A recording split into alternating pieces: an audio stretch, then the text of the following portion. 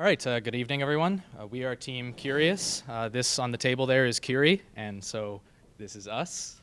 So this is our EP495 final design review. I'm Daniel, this is David, and this is Draven, and Draven's going to get us started.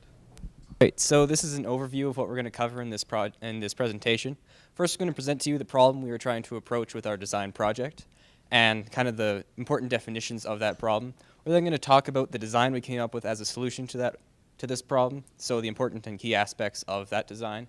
Then we're going to talk about how that design led into our prototype and how we put the prototype through testing and the conclusions we were able to draw from that testing. So our problem comes from the nuclear industry. Uranium products such as yellowcake are key ingredients to the production of fuel for nuclear reactors. And so companies such as Cameco, which is our client, produce these products and then ship them throughout Canada and even throughout the world. So in shipping them, they're stored in drums and transported via large shipping containers such as semis or sea cans. And when they're stored and shipped, there's a chance that particulate matter may build up on the outside of the drums or in the wells of the seals. And so when they're transported, vibrations may cause that particulate matter to fall off and contaminate the transport vehicle. So the Canadian Nuclear Safety Commission has set up regulations that specify a maximum acceptable surface activity that can be detected before something's considered contaminated. So once these trucks are unloaded, they need to be scanned. To do that, we use Geiger-Müller probes, which is a way for scanning radiation.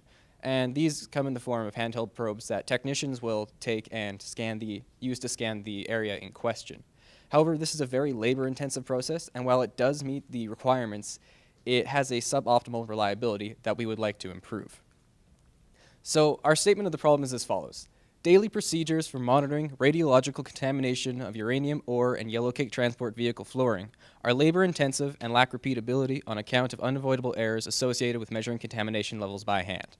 And so we outlined some objectives and constraints that needed to be met for this problem. Our most important constraint is the CNSC regulation of 0.4 becquerels per centimeter squared. And our most important objectives are high repeatability, labor saving, and ease of modification.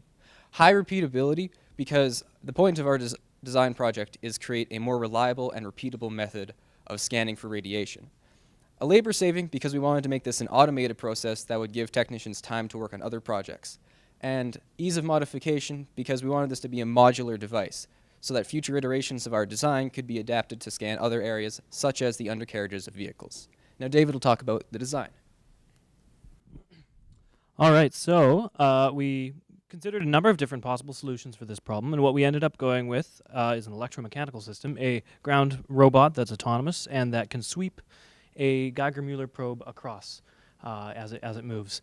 And we already said its name is Curie. This stands for the Curie scanner, the Contaminant Uranium Robotic Indoor Environment Scanner, which is an acronym we're quite happy with. The key aspects of this design, so self-correcting navigation and localization. We have several fairly high-precision sensors that help us to track the distance traveled, the bearing, the current angle, as well as the proximity with walls using infrared sensors. We also selected, as you can see, a triangular chassis, 3 wheels, two drive wheels, and one that freely rotates as the robot moves. And the manner in which the probe is swept across is using a belt-driven rail stage, which is actually, we got it from a 3D printing website, actually, and it works quite well. And with this, as the robot moves, we can sweep across and then proceed forward and sweep across again, which allows a little bit of overlap between scans, which helps increase the reliability and the redundancy in the system. Now for the probe itself, we actually selected the Ludlam Geiger-Müller probe, which is currently used by Cameco, who's our client, and Areva and other uranium mining companies. And the reason for this is it's a tried and true technology. It's used frequently to satisfy CNSC guidelines, and it's rugged. It's quite reliable. How does this solve the problems? So we needed a reliable and repeatable scanning system and a way to essentially map these measurements to positions within the scanning domain. And with a robot that's capable of traversing the domain and taking measurements, keeping track of where it is, we certainly accomplished that. The fact that it's autonomous it means that it reduces the labor burden on technicians significantly. And we also selected a battery that allows it to be run many times before it actually would need to be recharged. A little bit overkill, actually. In addition, our choice of the Ludlam Geiger-Müller probe means that it adheres to CNSC scanning guidelines quite thoroughly and quite reliably, and we also had to consider that in choosing how it swept across and the speed at which it swept across, actually. So I'll just walk you through some of the architecture here for the system.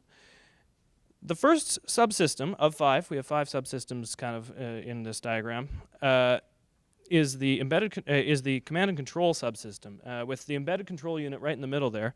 That's essentially the brain of the robot, and for those of you who don't know, it's a Raspberry Pi that we've chosen, which is essentially a little microcomputer with a lot of capabilities. It runs modern operating systems even. It's quite high-powered and versatile. Now, this system interacts with all the other subsystems, the next of which that I'll list is the localization subsystem in the blue.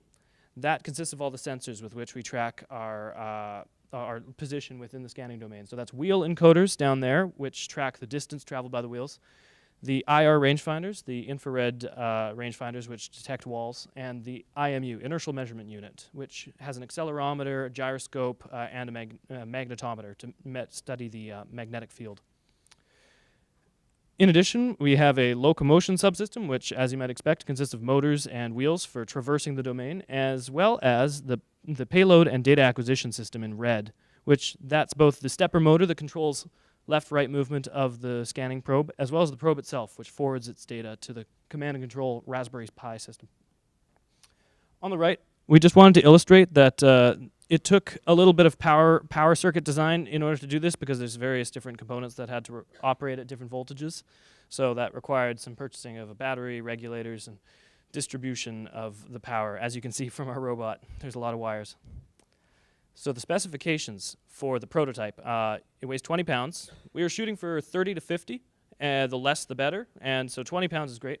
The scanning time for the container that we are building this to, the type of container that we're building this to be able to scan, is 90 minutes, which is great. That's what it takes a human operator to scan that type of domain, but in this case it's fully autonomous. And its average current draw is displayed here at 22.2 volts for those interested. That's quite good in terms of power usage, especially with the battery that we selected. We also showed our prototyping budget over on the right. We spent $1,700 on various pieces of equipment for the prototyping phase, out of $2,500 as a total budget. So we had lots to work with. And the power system is the thing that we spent the most on, and that's because we somewhat overestimated our power usage needs. And we also wanted to give our battery the respect that it deserves by getting an awesome charging circuit which would charge balance the various cells, as well as avoid any Samsung Galaxy S7 type explosive mishaps. So, yes. All right, so you've kind of heard how the design works now, but you're probably wondering, does it work? And so we were wondering that as well, of course. So to find out, we performed a number of experimental tests in our lab.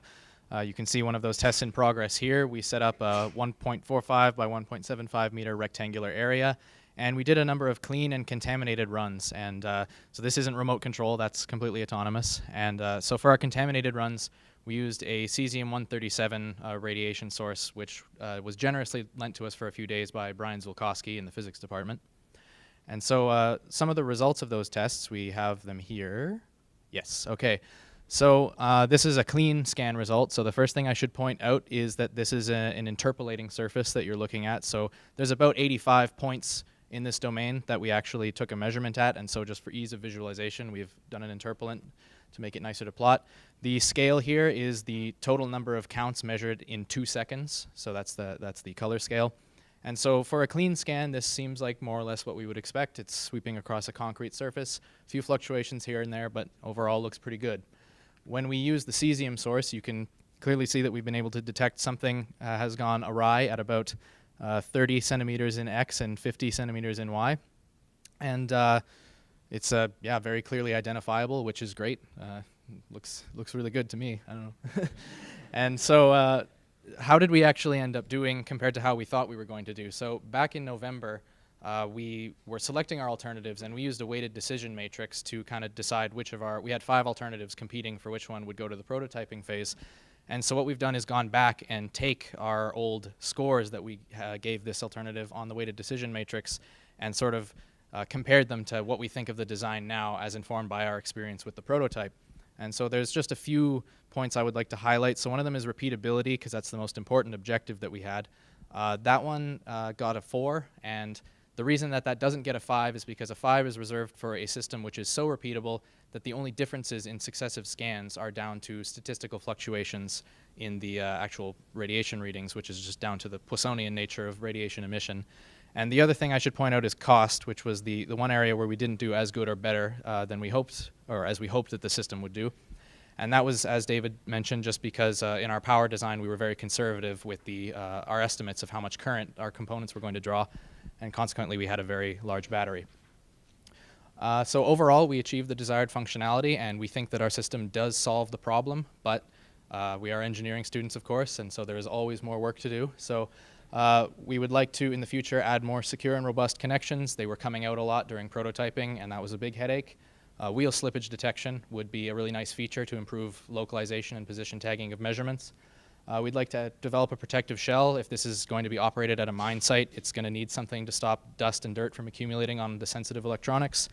And there's a whole host of different optimizations to the scan algorithm itself that we could make to make it more efficient and faster. So here's a list of our references that we used during our research phase. And yeah, we'd like to thank all of you for coming out. And yeah, we'll take questions now.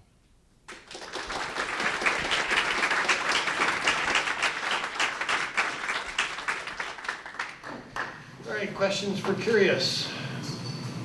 I had a question about the offsetting cost of your machine versus how much it would cost a company to pay someone to do that, and maybe an estimate of someone to operate that. Sure. So actually, we did a presentation earlier today in the physics department, and we had our client from Cameco actually come down to that, and he was really happy with it. And he didn't give us a number, but he said that the return on investment that you would get with a system like this, in terms of how much not only it costs to pay someone to do this, but also how much productivity you miss out on by having this person on their hands and knees scanning a truck instead of going to do something else. He said it would pay itself off very quickly, like within a couple weeks probably.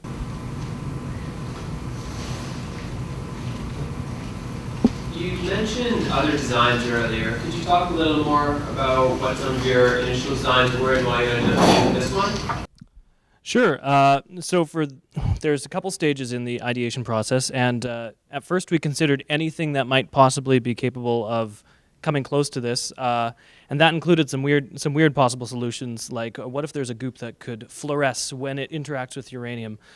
Now we threw that out fairly early on. That wouldn't satisfy the ultimate objectives and constraints that we wanted. So the 5 that we were considering were all electromechanical in some manner. For a bit of variety, one of them was actually the idea of a full-width raster scanner. So it uses the probe sweeping functionality, but it would pass the entire width of the trailer, and it would be some sort of expandable system. And another one that we considered is not using Ludlam Geiger-Muller probes, still using maybe a different type of robot, different geometry, which used a gas proportional detector. These are bigger and bulkier, and they're also used in the uranium industry in a sense, but it would probably be a bit of a power hog, and it would be also quite slow. How important was it to your client to know exactly where and how much radiation there was? I mean, you showed a nice diagram of picking out the sample. Is it enough to know that there's something in the truck and it needs cleaning, or do you care about how much there is? Like, what's the nature of those variables? Well, typically when they have to clean a truck, they won't usually clean the entire thing. They'll clean the areas that were contaminated and around them a little bit, but to kind of save on the time it takes to do that, because it's a very labor-intensive process, again, because you have to clean it and scan it again and a whole bunch of stuff. So they want to know where the radiation is so that they can narrow down their cleaning area. You mentioned you wanted it to be able to scan different ways, like I think you said underneath the vehicle. Do you have plans for that, or how is that working? Yeah, so vehicle undercarriages. That was one of the things that we were set up with at the beginning in September, is we could consider whether we could make our solution potentially capable of being extended to achieve that. And we knew fairly early on that that wouldn't be something we could do within the scope of this course, but we wanted to take it into account in terms of the designs that we chose. So for this design, the idea of modifying it so that it would potentially be capable of scanning undercarriages consisted of the idea of perhaps mounting the probe upwards also, or maybe it could flip upwards, and then having a linear stage essentially that acts in a vertical direction, which would be capable of rising and lowering so that it can approach surfaces underneath the vehicle.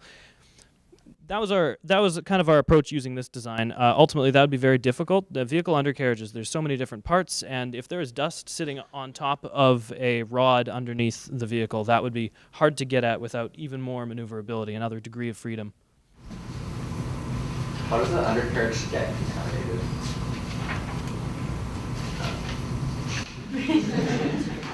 Oh, There's a non-zero chance. It's not often that it happens, but because these are uraniums, or these are sites that mine and produce uranium products, so there's always the risk that some particulate matter may escape on someone's boots, and so it can be tracked around an area, or in storage facilities where there's lots of it in one place, there's heightened risk of it coming out. So it's not a major risk, but before vehicles leave sites, they always have to be scanned, especially undercarriages and wheel wells, where dust typically accumulates, and that's where you can expect radiation to also, or radiative contaminants to sometimes be found. I think we'll take one more question. I know there's lots out there, but we need to move on, so I think Pengu. Yeah, sorry, I should have asked this question like 1 hour ago. But have you guys thinking about this device could be contaminated as well? Yeah. Yeah. So what's the solution for that? That is a risk. The best solution for that is after it does the scan, after it finishes a scan, you take another scanner and check this one to see if it's contaminated. It's not an ideal solution, but it's one of the best that you can come up with. Although this was designed to be modular, so every part you see on there can be very easily removed and cleaned. That was something that we were thinking about, is that if this thing picks up contamination on its wheels, is that going to mess with the future scans and everything like that? So it's very modular on purpose. Yeah. I know we're all interested in nuclear contamination, but let's thank you.